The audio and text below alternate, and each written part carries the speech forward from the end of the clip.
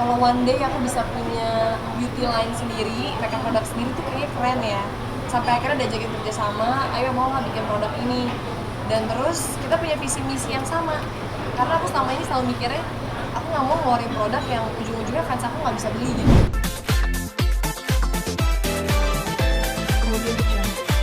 Oh, agak-agak sedih sih, karena kan kayak banyak banget teman-teman yang kayak gue mau datang ya, gue sama pasangan gue ya, gue ini ya, tapi kayak aku kayak nggak bisa, kalau bisa sendiri, nggak bisa datang dulu nih karena limit, misalnya kayak cuma 50 orang atau misalnya cuma 25 orang. Jadi akhirnya mereka maklum dan ngerti. Terus buat teman-teman yang nggak bisa datang, mereka nggak support lewat kayak upload-upload di sosmed, terus bantu posting produknya. Lalu kenapa kamu memilih buat kecantikan ini? Apa kamu suka makeup apa seperti apa nih? Pertama emang karena aku suka make up, aku suka banget. Yang tadi aku bilang kan, YouTube channel pertama aku aja itu make up. Terus kedua, dari dulu tuh aku suka banget nontonin kayak beauty guru yang ada di YouTube. Terus aku mikir, kalau one day aku bisa punya beauty line sendiri, makeup produk sendiri tuh kayaknya keren ya. Sampai akhirnya diajakin kerja sama, ayo mau nggak bikin produk ini. Dan terus kita punya visi misi yang sama. Karena aku selama ini selalu mikirnya, aku nggak mau ngeluarin produk yang ujung-ujungnya fans aku nggak bisa beli gitu. Karena aku ngebayangin aja misalnya di posisi dimana aku mengidolakan seseorang, tapi misalnya produk entah parfumnya atau dia punya makeup mahal banget, aku kayak mikir, aduh nggak bisa beli banyak-banyak, padahal lucu-lucu. Akhirnya kita nyiptain lah marshmallow. Terus ide Bisa dibilang kan banyak selebriti yang juga aktif di make up ya buat bisnis. Kamu sendiri sulit nggak sih untuk memasarkan produk ketika banyak sekali artis yang juga terjun di dunia bisnis kecantikan? Jujur aja bisa dibilang nggak terlalu sulit karena di Indonesia ini kayaknya yang bener-bener harganya seminimal aku kayaknya dikit banget karena kebanyakan kita tahu lah range-nya berapa ya kalau produk-produk artis. Jadi pas pertama kali kita launch ke pasaran, jadi nggak terlalu susah, kayak orang gampang untuk ngeklik dan beli, gampang untuk kayak dapetin barang itu. Ditambah dari awal juga kita ngebus di distribusi offline-nya supaya orang-orang yang bener-bener di daerah sekalipun bisa beli, karena kan banyak fans kita dari daerah kadang-kadang. terus se-concern apa Willow ngejalanin bisnis ini? Concern banget sih, bisa dibilang ini tuh bener-bener orang selalu nanya Wilona punya bisnis apa, aku nggak mau banyak-banyak, tapi aku mau satu yang bener-bener aku fokusin banget. Dan tadi aku bilang aku persiapan buat bisnis ini aja 1 tahun, bener-bener dari awal aku milih, aku juga ikut milih kualitasnya, produknya, packingnya, terus warnanya, semua itu bener-bener sendiri, desainnya sekalipun, nama kan namanya kan dapat ide tuh dari pertama kali aku mikir aku mau namanya asal tentang akunya misalnya, itu tuh semua tuh prosesnya lama banget. Jadi kayak saat ini keluar bener-bener bukan cuma produk yang keluar sekali 2 kali habis itu hilang. Jadi pencapaian 1 tahun sendiri gimana sih Lilo? Ngejalanin bisnis ini pencapaian 1 tahun. Jujur sulit aja apa? puji Tuhan aku ngerasa ini luar biasa antusiasnya, karena aku kan orangnya nggak terlalu hobi promo, kayak misalnya orang banyak yang promo terus kayak di video, di feeds, di foto atau enggak kayak IG story. Aku kan kadang-kadang lebih fokus kayak promo sinetron aku atau gitu kan, ke film misalnya. Tapi kayak aku nggak promosiin aja, orang-orang tuh antusias untuk membeli, untuk kayak orang banyak yang mau jadi reseller. Terus mungkin mereka juga ngelihat dari produknya, dari brand image-nya juga. Jadi itu mungkin yang lebih memudahkan ya. Jadi sejauh ini sih aku belum menemukan yang bener-bener strugglingnya banget. Paling pas waktu pandemi awal-awal sih kita sempat kayak bingung karena yang offline harus tutup total, karena kita kasihan juga kalau kayak SPG dan lain yang masih harus jualan. Tapi ya untungnya itu nggak lama, kita langsung beralih ke online store, kita perbanyak di online store dan ya puji Tuhan lebih baik. Besar kerugiannya sampai seberapa jauh, seberapa besar sih? Oh enggak sampai seberapa besar sih, cuma mungkin misalnya kayak waktu dulu misalnya ya kita distribusi satu barang bisa berapa ribu satu daerah, cuma sekarang kita harus stop distribusi itu karena emang lagi nggak bisa ke jalur itu juga. Tapi karena ada online, untungnya ada online, jadi kan orang tetap bisa beli dari online, kita bisa taruh semua produknya fokus di online store.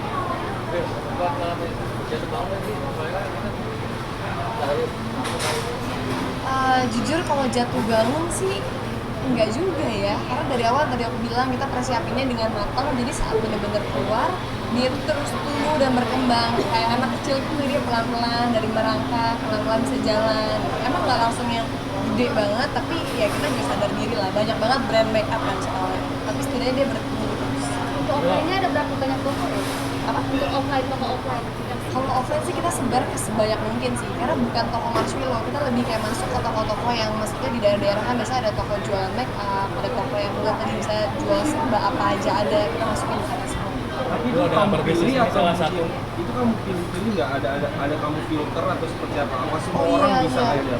Kita milih-milih. Jadi kalau buat toko offline kita pasti milih-milih. Kita nggak mau yang nggak trusted itu pasti. Kita juga nggak mau kalau yang kayak kelihatannya misalnya nggak terlalu ramai tokonya, karena kan itu pengaruh juga kan kalau produk kita tersia-siakan di sana.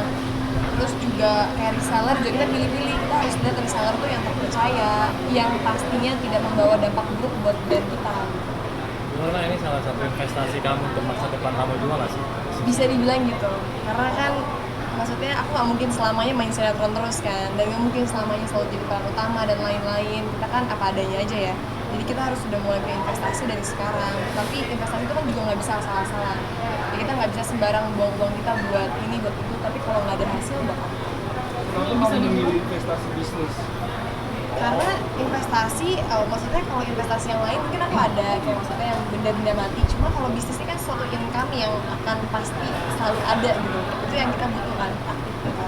Kalau bisa dibilang kan ini dengan bisnis bidang yang beda, kamu butuh waktu nggak sih juga belajar bisnis?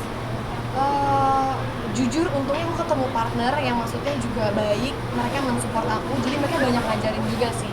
Terus juga aku punya orang accounting sendiri, jadi kayak intinya itu gini, kayak beberapa hal yang mungkin kita nggak terlalu pandai banget, tapi kita bisa belajar itu walaupun kita nggak harus ngerti banget, cuma at least kita punya orang kepercayaan yang bisa kita taruh di situ. Dari teman-teman sendiri gimana gitu? Tentang bisnis gimana sekarang? Mereka sih banyak banget yang selalu responnya tuh positif ya sejauh ini, kayak selalu kayak ih bagus ya, ih aku suka yang ini, meski bisa Susan sampai dia sukanya, aku sukanya yang lip tint Will, aku pakai terus.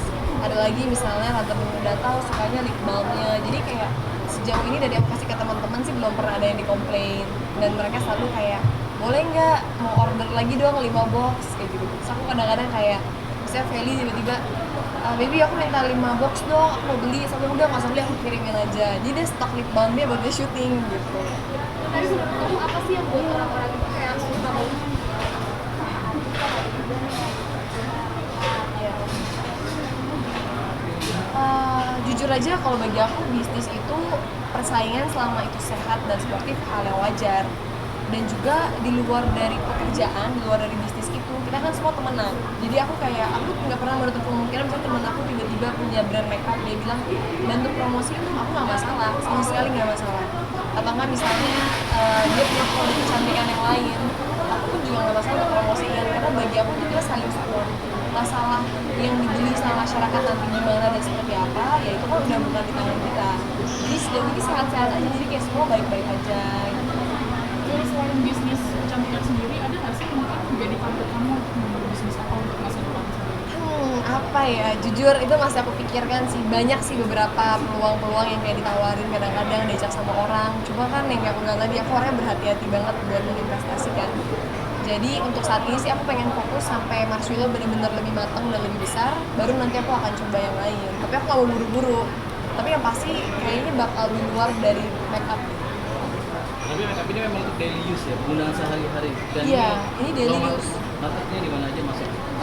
Jadi kenapa kita kasih harganya juga yang maksudnya terjangkau, itu supaya karena mereka kan kalau kita sering pakai cepet habis, jadi orang tuh repeat order pun juga nggak berasa gitu. Jadi itu yang kita kejar juga. Ya, menurut kamu apa sih yang buat selain harganya murah, mungkin kenapa produk kamu itu lebih kayak disukain orang misalnya? Oh, karena jujur aja kita tuh formulated dari Korea. Jadi semuanya maksudnya yang kayak aku kan emang referensi suka yang Korea-Korea. Jadi emang kita formulated di Korea walaupun kita bikinnya di tempat lain. Tapi aku bisa jamin dari kualitasnya kita tuh nggak kalah sama produk-produk Korea di luar sana. Dan kalau misalnya kita tahu ya, hampir seluruh produk makeup di dunia itu sebenarnya cuma dipegang sama 8 brand besar doang. 8 brand besar. Jadi kalau misalnya kita mikir produk yang ini sama yang ini, padahal harganya jauh banget, tapi ternyata mereka di satu company yang sama. Jadi cuma 8 company yang megang. Jadi sama kayak ini, maksudnya aku bikin dengan formulasinya bentuknya seperti yang Korea, tapi aku menyesuaikan dengan tekstur kulit orang Indonesia. Karena orang Asia tuh nggak sama, kita nggak sama bibir orang Barat, nggak sama bibir orang di daerah Timur Tengah pasti ada bedanya, makanya kayak BB cushion-nya semua kita sesuaikan sama kulit dari krim di Indonesia. Berarti itu keunikannya ya, salah satu keunikannya. Iya betul. Will, buat kamu sendiri, buat kamu sendiri sebagai seorang public figure menjadi sebuah keuntungan nggak sih ketika kamu berbisnis? Karena kamu sudah banyak kenalan. Bisa dibilang iya itu suatu keuntungan banget, tapi kembali lagi kayak kita tuh nggak mau orang beli cuma karena kayak boom awal, kayak kayaknya tertarik nih karena artis ini yang bikin. Aku soalnya nggak ngerasa itu hal yang kita butuhkan saat ini. Yang kita butuhkan tuh adalah orang yang nyobain terus dia suka beneran dia mau beli lagi. Makanya waktu pertama kali aku mau launching, walaupun kita udah punya nama besar, aku bilang bahwa kita nggak boleh cuma manfaatin nama, tapi kualitas dan harganya harus benar-benar masuk ke masyarakat. Kalau enggak, mau seterkenal apapun orang itu pasti akan kolaps brandnya. Ekspektasi kamu untuk bisnis ini seperti apa ke depannya nih? Harapan aku semoga makin banyak yang suka, banyak yang pakai. Ya kalau cowok enggak sih. Kalau cowok enggak. Cuma aku buat cewek-cewek di luar sana.